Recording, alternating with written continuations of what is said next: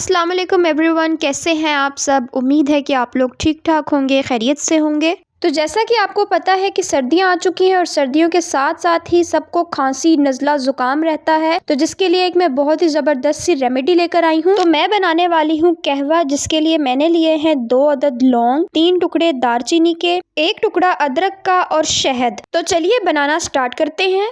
तो यहाँ पर सबसे पहले मैंने ले लिया है एक बर्तन, जिसके अंदर मैं कहवा तैयार करूंगी। इसके लिए मैंने 2 कप पानी लिया है। अब मैंने इसे चूल्हे पर रख दिया है और फ्लेम ऑन कर दिया है ताकि इसमें अच्छे तरीके से बॉयल आ जाए।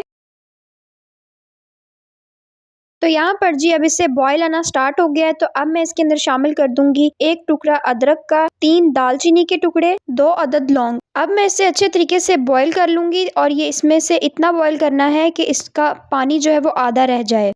तो यहाँ पर आप देख सकते हैं कि 5 से 7 मिनट गुजरने के बाद इसमें कलर भी आ रहा है और बहुत ही ज़बरदस्त तरीके से ये बॉयल हो रहा है और इसकी खुशबू भी बहुत ज़बरदस्त आ रही है।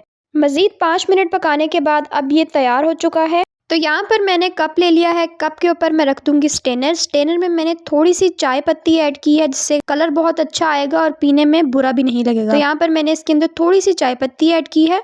अब मैं इसके अंदर स्टेन कर लूंगी कहवे को, जो मैंने बनाकर तैयार किया है। तो अब आप देख सकते हैं कि इसका कलर कितना ज़बरदस्त सा आ गया और पीने में भी बुरा नहीं लगेगा और बच्चे भी इसे शौक से पियेंगे।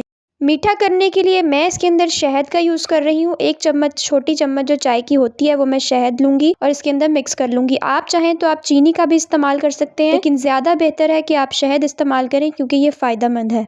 तो ये रेमेडी खांसी, नज़ला, ज़ुकाम के लिए है। आप लोगों ने इसे ज़रूर ट्राई करना है और मुझे फ़ीडबैक लाजमी देना है। और इस तरह की वीडियोस देखने के लिए मेरे चैनल को सब्सक्राइब करें, वीडियोस को लाइक शेयर करें और अच्छे अच्छे कमेंट्स करें। और नेक्स्ट वीडियो तक के लिए मुझे इजाज़त दें। अल्लाह हाफ़िज़।